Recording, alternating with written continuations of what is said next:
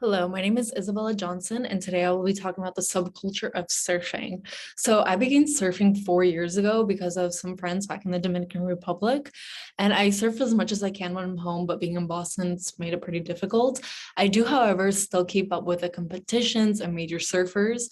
I think what I like most about being a surfer is the people you get to meet. We're very stereotyped into being one type of chill, laid back persona, and many are like that, but there's all types of people out there who surf who are joined together by their love of the sport. So now looking into the history, it is thought that surf culture began in Hawaii 1500 years ago. Over time, surf culture spread across New Zealand, Australia, and famously the west coast of the United States.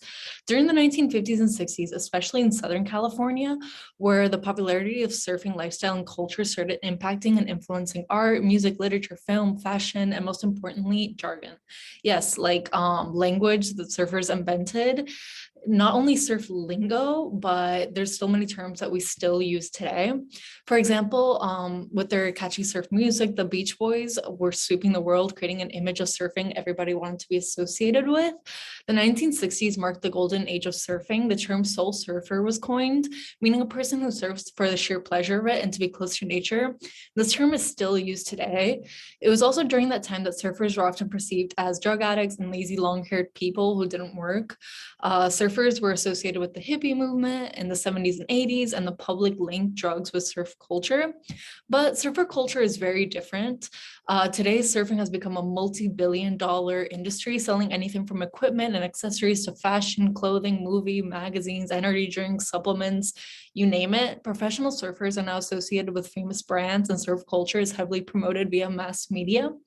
Nowadays, the typical surfer stereotype is much different than a few decades ago. Professional surfers are no longer long-haired hippies, but fit, healthy, and presentable individuals who make a lot of money. Surfer culture is very old, so we're mostly going to talk about the more modern terms of marketing and surf and the ones I'm more familiar with. Like during the 2000s, movies highlighting surf culture were released, like Blue Crush and Soul Surfer, which brought surfer culture to more mainstream. It highlighted major surfer brands like Roxy, Billabong. Nowadays, many other areas of business, we have surf influencers. They're nicknamed soul surfers. They're different types of surf influencers, but for many years, like in many sports, the sponsorship system is what keeps the industry running. There's many different types, like your Jamie O'Brien's that work off a vlog or other video content, bringing GoPro that complement the non-competitive but talented free surfer persona. You've got John Florence, who left a $30 million contract with Hurley after Nike sold the company and he started his own swimwear.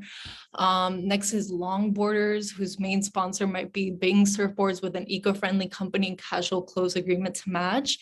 These campaigns have been commercial successes, but in my opinion, they create a sort of barrier to entry as it glamorizes the sport and it shows all highlights where surfing is very hard. It has a negative impact, whether it be jacking up the prices of surfing gear to really high levels, neglecting conservation efforts, and closing down beaches so the pros can surf but locals can't.